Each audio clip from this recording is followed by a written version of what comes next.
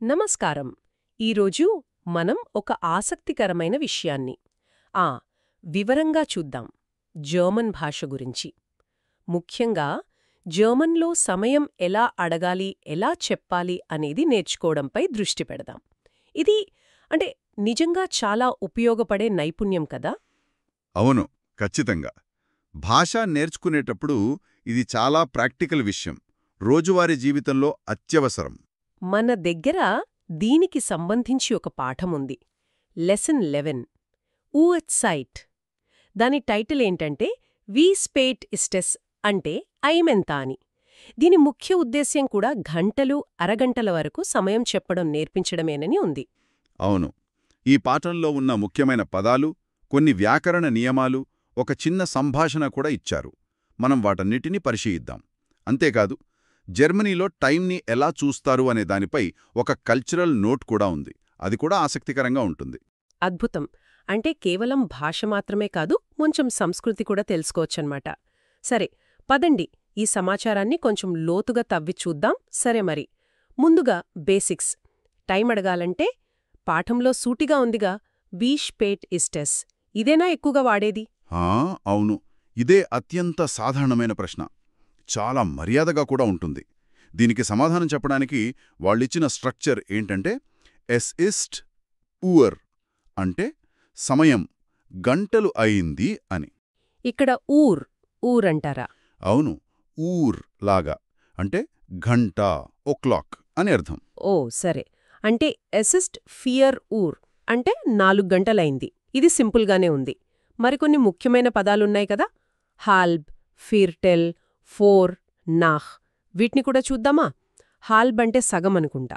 అవును, హాల్బ్ అంటే సగం, ఫెర్టెల్ అంటే పావుగంట, అంటే 15 నిమిషాలు. ఇక నాహ్ అంటే దాటి, పాస్ట్. వోర్ అంటే ముందు లేదా తక్కువ, టు బిఫోర్. ఇవి చాలా కీలకం. నాక్ అంటే దాటి, ఫోర్ అంటే ముందు. ఓకే, మరి పాఠంలో మిటాగ్స్, మిటనాక్ట్ అని కూడా ఉన్నాయి. అవి నిర్దిష్ట సమయాలు. మిటాగ్స్ అంటే మధ్యాహ్నం 12, మిటనాక్ట్ అంటే అర్ధరాత్రి 12 అన్నమాట. బాగుంది. పదజాలం అర్థమైంది. ఇప్పుడు వ్యాకరణ నియమాల వైపు వెళ్దాం. మొదటిది ఊర్ వాడకం గురించి.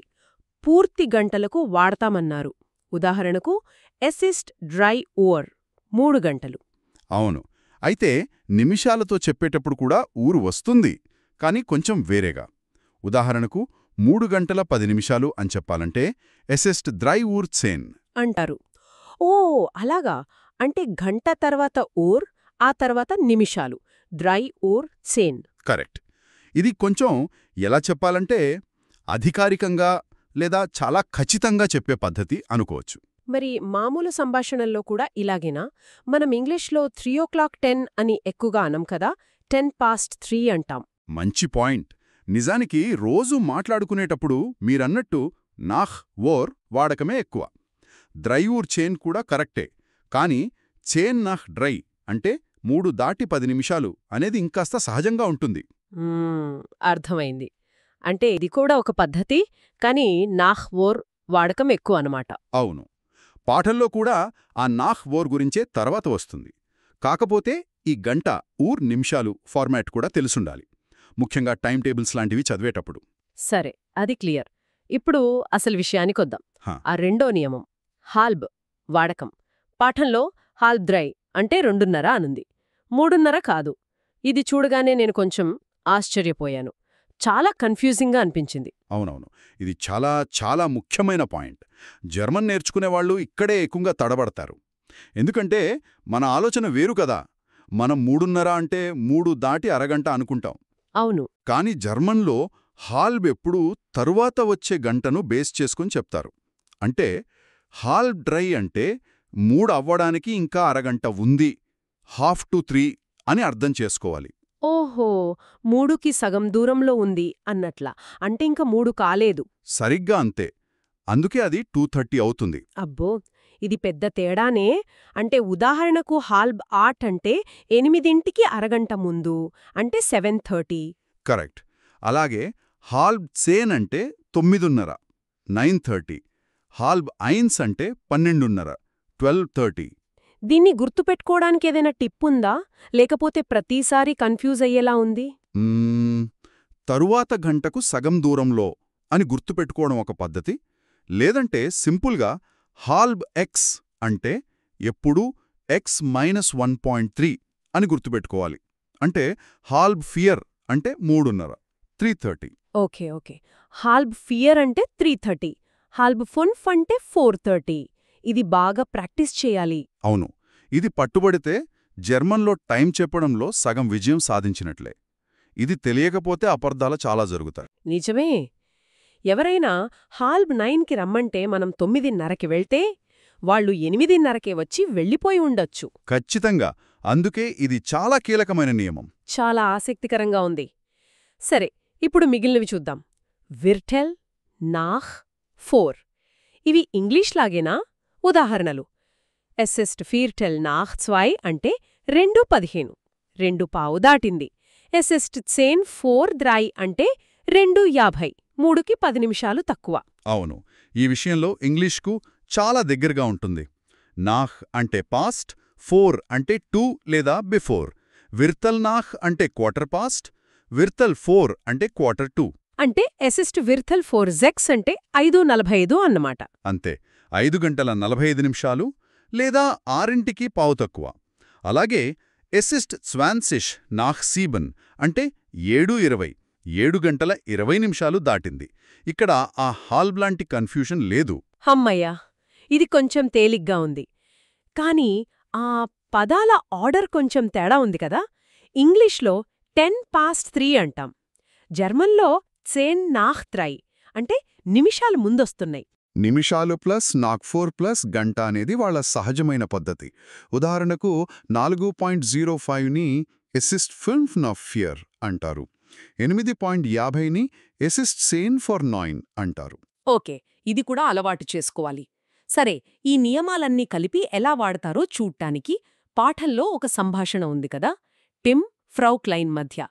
టిమ్ అడుగుతాడు, ఎంట్షోల్టిగుంగ్ wie spät ist es? క్షమించండి, టైం ఎంత అని. అవును, దానికి ఫ్రౌ క్లైన్ సమాధానం Es ist halb 8 అంటే 7:30. మనమిందాక చాలాసేపు మాట్లాడుకున్నాం కదా, హాల్బ్ 8 అంటే 7:30. కరెక్ట్. తర్వాత టిమ్ చెప్తాడు, Ich habe um 8 Uhr einen Termin. నాకు 8 గంటలకు అపాయింట్మెంట్ ఉంది అని. ఇక్కడ చూడండి, ఖచ్చితమైన సమయం చెప్పేటప్పుడు వాడారు. 8 Uhr at 8 o'clock. అవును, గమనించాను. తర్వాత ఫ్రౌ క్లైన్ తన బస్సు టైం చెప్తుంది. Mein Bus kommt um Viertel nach 8 అంటే తన బస్సు 8:15కి 8:15 వస్తుందన్నమాట. ఇక్కడ కూడా వాడారు, అలాగే Viertel nach కూడా ఉంది. అవును, ఈ చిన్న సంభాషణలోనే మనం చర్చించిన చాలా విషయాలు, ప్రశ్న, హాల్బ్, ఊర్, వీర్తల్ నాక్ అన్ని ప్రాక్టికల్గా ఎలా వాడతారో చూపించారు. నిజమే, ఇది చాలా ఉపయోగకరమైన ఉదాహరణ. విడివిడి నియమాల కన్నా ఇలా కలిపి చూస్తే బాగా అర్థమవుతుంది. కరెక్ట్. హాల్బ్ యాక్ట్ అంటే 7:30 అని, వీర్తల్ నాక్ యాక్ట్ అంటే 8:15 అని వెంటనే మైండ్లో రావాలి. సరే, ఇప్పుడు ఇంకో ముఖ్యమైన విషయానికి వద్దాం. పాఠంలో ఉన్న సాంస్కృతిక సూచన. జర్మనీలో అధికారిక సమయాలకు 24 గంటల ఫార్మాట్ వాడతారట కదా, రైల్వే టైం టేబుల్స్ లాంటి వాటికి. అవునవును, అది చాలా చాలా కామన్. మన దగ్గర రైల్వే టైమింగ్స్ ఎలా ఉంటాయో అక్కడ కూడా అంతే.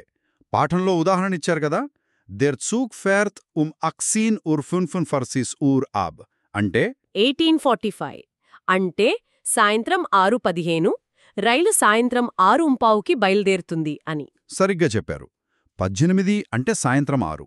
కాబట్టి 18:45 అంటే 6:15 తక్కువ కాదు, 6:45 అంటే 7:15 సాయంత్రం 6:30. ఓ, అంటే నేను 6:15 అని తప్పు చెప్పానా? 18:45 అంటే 6:45 PM కదా, అంటే 7:15 తక్కువ. అవును, క్షమించాలి, నేను సరిగ్గా చెప్పలేదు. 18:45 అంటే సాయంత్రం 6:45 అంటే 7 గంటలు అవ్వడానికి ఇంకా పావుగంట ఉంది. సో Viertel vor 7 అని అనొచ్చు సాధారణ భాషలో. ఓకే ఓకే, ఇప్పుడు క్లియర్. అంటే మామూలుగా మాట్లాడేటప్పుడు ఫిర్తిల్ ఫోర్ జీబెన్ అనొచ్చు, కానీ టికెట్ మీద 18.45 ఊర్ అని ఉంటుందన్నమాట. అంతే. ఈ రెండిటి మధ్య తేడా తెలియడం, అవసరమైనప్పుడు మార్చుకోగలగడం చాలా ముఖ్యం. ఇది కేవలం రైళ్లు, ఫ్లైట్లకేనా లేక వేరే చోట్ల కూడా వాడతారా? చాలా చోట్ల. అధికారిక ప్రకటనలు, ఈవెంట్ షెడ్యూల్స్, సినిమా టైమింగ్స్, కొన్నిసార్లు ఆఫీసుల్లో మీటింగ్స్ టైం చెప్పడానికి కూడా. మధ్యాహ్నం 2 గంటల మీటింగ్ అంటే 14.00 ఊర్ అని ఈమెయిల్ రావచ్చు. అంటే జర్మన్ నేర్చుకునేటప్పుడు ఈ 2 పద్ధతులు నేర్చుకోవాలి. ఒకటి మామూలు మాటల కోసం హాల్బ్, విర్తుల్తో, రెండోది ఈ 24 అవర్ ఫార్మాట్. తప్పకుండా. రెండూ తెలిసి ఉండాలి. జర్మన్లైతే చాలా ఈజీగా ఈ రెండిటి మధ్య మారిపోతుంటారు. వాళ్ళకిది సహజం. పాఠం చివర్లో కొన్ని ప్రాక్టీస్ ఐడియాస్ కూడా ఇచ్చారు. టీచర్ టైం చెప్తే నంబర్లలో రాయడం లాంటివి. అవును. ఉదాహరణకు ఎసెస్ట్ 2411 అంటే 10:40 అని రాయడం. అలాగే ఇద్దరు కలిసి ఒకరినొకరు టైం అడుగుతూ చెప్తూ ప్రాక్టీస్ చేయడం. ఇవి ఎంతవరకు హెల్ప్ చేస్తాయి? చాలా, చాలా హెల్ప్ చేస్తాయి. వినడం ముఖ్యం. హాల్బ్ 9 అనగానే 8:30 అని తెలియాలి. అలాగే మాట్లాడడం కూడా. గడియారం చూసి తడబడకుండా ఎసిస్ట్ 5 nach halb 10 9:35 అని చెప్పగలగాలి. ఓ, 5 nach halb 10 అంటే 9:30 దాటి 5 నిమిషాలు, 9:35. ఇది ఇంకో లెవెల్. అవును, కొంచెం అడ్వాన్స్డ్. కానీ ఈ ప్రాక్టీస్ ఎక్సర్సైజులు ఇలాంటి వాటికి కూడా ఉపయోగపడతాయి. ముఖ్యంగా ఆ హాల్బ్ నియమం బాగా అలవాటవ్వాలంటే ప్రాక్టీస్ తప్పనిసరి. నిజమే. తప్పులు చేసి సరిదిద్దుకుంటేనే కదా బాగా గుర్తుండేది. కరెక్ట్. అంతేకాదు, ఆత్మవిశ్వాసం కూడా పెరుగుతుంది. ధైర్యంగా మాట్లాడగలుగుతారు.